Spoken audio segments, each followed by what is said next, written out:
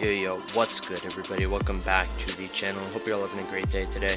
I'm going to be giving out two 600 diamond skins in the comments. You can just skip right up here if you're not interested in joining, but it's very simple. All you have to do is write a normal comment with your in-game ID and hashtag giveaway at the end of that comment. Make sure you also subscribe with notifications on so you can join the next video and giveaway. We also have to be friends for me to send you a skin, so make sure you follow this ID right up here and I'll follow you back as soon as I see your ID once you've been chosen randomly. Alright, let's get on with this video, guys. I really feel like it'll help you improve your win rate a lot with these tips. Let's get right into it. The first tip that I have that should increase you guys' win rate, by the way, I'm so confident in these tips that if you guys find that after a few days these tips have not helped you at all, I want you to come back, leave a dislike, leave a hate comment, unsubscribe, because I am that confident that these tips will actually improve your win rate over the 25,000 MLBB and Arena of Valor games that I've played. I've found these 5 tips to help me the most. The number one is you need the perfect amount of farming and fighting. You need to use the gold that you farmed for by actively looking for kills and getting those kills. This includes being aggressive on the enemy side of the map when you do have that gold lead. You'll see in pro games that in Mobile Legends tournaments like MPL, games will end in around 10, 11, 12 minutes. Usually they don't go on for much longer than that. This is all because these pro players know exactly how to push their advantages. Once they have a little bit of a gold lead, they will stretch that and run with it and take it a mile until the game is over at 10 minutes.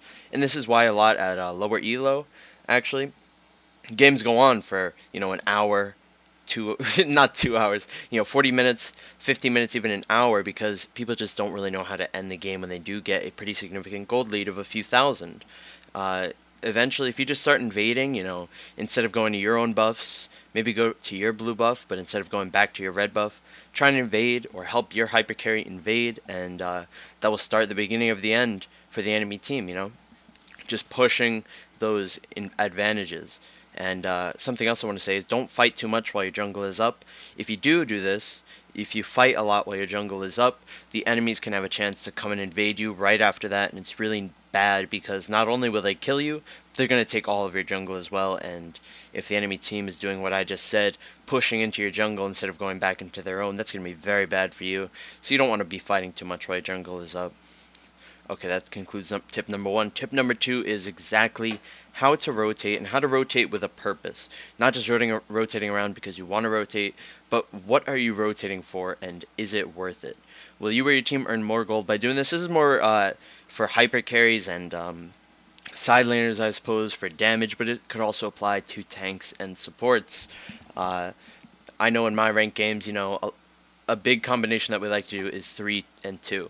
3 people push the bot lane. That's me, a tank, and a side laner, while the side laner at top and the support runs over to help defend the top tier tower so we can secure bot tower, but they cannot get our top tower. It very much applies to tanks and supports, but again, a lot of hyper carry.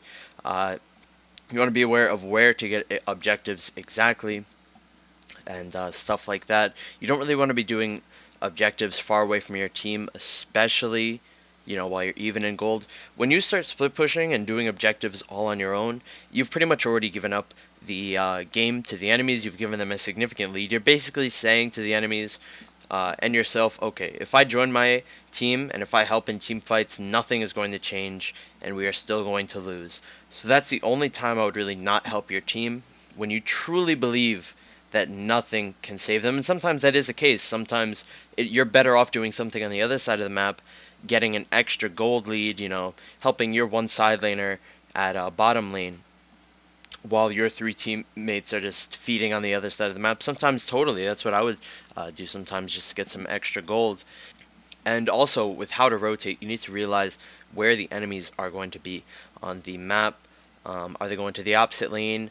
Are they going to my lane and stopping me from getting this objective? This is all things to know when you are rotating. And also, number 1 is which lane is easier to gank. I'm talking 1-3-1 or 1-2-2. Which lane is easier to gank and which lane is better overall for me and my team? For example, if you're versus a Uranus and a Ruby, for example, on the enemies, you're definitely going to want to be killing that Ruby because the Uranus, he probably is purified, he has his ultimate. Even after his nerf, he's very, very, very hard to kill for most heroes except for carry that have some pretty good true damage. So I would say you usually just want to be ganking the Ruby and leaving the Uranus alone until you can snowball out of control, and it doesn't matter that they have a Uranus or not, you're still going to be able to win. Learning which lane is easier to gank, especially with the hero you have, is very, very important as a hyper carry. Okay, moving on to number 3 is being aggressive to learn your heroes. This is something that you guys might have not thought about, but it's actually very, very important. For example, I'm always dying on stream, probably more than I should, because I go in for all of those very risky plays, trying to get a few extra kills, and that actually teaches me a lot about my hero and a lot about the play style. If you're always passive on your hero, this applies to everyone. Again, if you're always passive on your hero, even when you have a gold lead, you're never going to be able to truly use that hero to the maximum potential. You should always be looking out for those outplays, you know, small position changes that could really help outplay your enemies, and overall this will just make you a better player on that hero, but also in Mobile Legends and MOBAs in general. You'll know how to outplay, you'll know what you can do with your heroes and what you can't, because maybe you could have went for that 1v2, or maybe you could have killed those 2 heroes if you didn't leave the fight when you had like 40% HP, stuff like that. And definitely it is very, very good to start being aggressive on the heroes, but you don't want to, you know, be feeding. You want to be very smart about being aggressive and only going for the pretty smart outplays. Number 4 is know when to pick your hero. This is another huge one. To be honest, all these points are pretty important, so I would be listening up. Number 4, know when to pick your hero. You should know multiple meta heroes and some few non-meta ones, just in case the enemies have a really weird comp. I'll give you guys an example. Claude is bad versus hard CC like Atlas and Chow, but Wanwan can easily counter those exact same heroes. So Wanwan will be a way better option versus Atlas and Chow than, let's say, Claude, because you always have that second skill. You could always use your ult to get Atlas, Chow. They can't really do much, but if you pick Claude into Atlas and Chow, your ultimate is just going to be cancelled over and over and over again, and you're not even going to be having enough purifies to be able to save yourself, because it's on a 90-second cooldown, while Atlas ult is half that, and Chow ult is like 30 seconds or under, so you're going to be dying a lot as well, but Wanwan could easily survive. Knowing stuff like this can massively increase your win rate, and honestly, I'll be making a separate guide about this for marksmen in the future, because I realize the importance of this. Just knowing when to pick certain heroes is honestly something that you can learn over experience, you know, just several months of playing heroes. You would kind of get a feel of what is really countering your specific hero, like a Claude, and what actually goes very well into some other heroes, like Wanwan into an Atlas and Chow. Okay, guys. Number 5 is, again, the very last one, but also very, very important. And I feel like a lot of players actually overlook this, because everyone, including myself sometimes, just blame the teammates, but it's actually pretty important to look deeper than that and look for what you personally did wrong in the game that you just lost, or even the game that you just won. If you didn't do as good as you liked or something like that, you should definitely look for what you did wrong and not necessarily what your teammates did wrong, because I know sometimes you get very bad players, sometimes they're uncarryable, sometimes they don't help you with your buffs, and I totally understand that. Some games are truly uncarryable. Not even God himself could help your 4 disgusting teammates to win this extra star. I totally get that, but there's usually always an issue that you yourself had, whether you win or lose in a game. It's very important to learn that. Did you chase for kills? Did you not farm enough? And did you fight early game when you shouldn't have? Did you fight when your buffs are up? Really, that could reduce the amount of times that you make that specific mistake in the future. Like, say you lost the game, and it was all because you fought early game versus a very strong early game comp.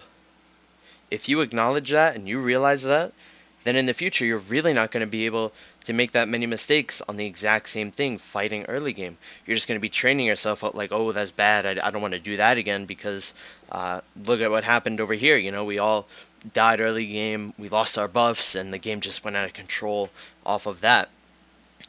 And honestly, it's very important to look forward to stuff like that. I feel like that's what has improved my gameplay a ton as well over the years, just realizing exactly what I did wrong, what I could have done better, just these slight rotations of maybe the game would have been different if I rotated over to this one lane instead of the one that I actually went to. Maybe I shouldn't have fought this, maybe I should have went buff to buff, red to blue, stuff like that. Should have invaded here, should have went for this outplay. And when you learn those things, it really, really helps you. You never want to make those mistakes in the future again. And once you just keep weeding out these tiny mistakes that you're making, eventually there's not going to be many mistakes to be left, you know? And this stuff is all going to be muscle memory at some point, you know? If you keep learning these things, like referring back to point one, where the perfect amount of farming and fighting, like if you take those leads in the early game, and you keep invading, eventually it's just going to be muscle memory. You're just going to be, at the snap of a finger, you're going to be in the enemy's jungle, when a few months ago you were going to be like, oh, wait, why are we invading? We should probably go farm in our own jungle. It all comes down to muscle memory as well. The more you do these things, the more easier it is to get in the... You're kind of preparing your future self and making things a lot easier for yourself in the future, because... like me, it comes second nature to me at this point, just invading, always being there, to the point where I can just look at my chat and read off stream comments, and my fingers kind of have a mind of their own just from one glance at the minimap. That could definitely be you guys as well, if you just put in the work and you weed out these tiny mistakes that you always have. And that's it for today's video, guys. Those are the 5 tips that I have for you guys to increase your win rate, mostly in the hyper carry role, but some of these kind of apply to everyone, like which time to pick your hero and stuff like that. So give me any feedback in the comments. Did you like the video? Hopefully you found it helpful, because I don't want that many dislikes and hate comments, but I have a feeling that we're not going to be getting much of those. Okay, so thank you so much for watching. Still getting new to these guides, and hopefully I get better in the future, but I feel like I've pretty much conveyed everything I wanted to say to you guys about how to increase your win rate. Alright, hope you guys have a fantastic day. Remember to join the giveaway, and we'll see you all in tonight's stream, or whenever you decide to tune in, okay? Peace out, guys. Take care. I get lost inside my thoughts, and when I start to think, oh, the door hold close, it starts to end up on the brink. I tried so hard, but all these scars, they cut so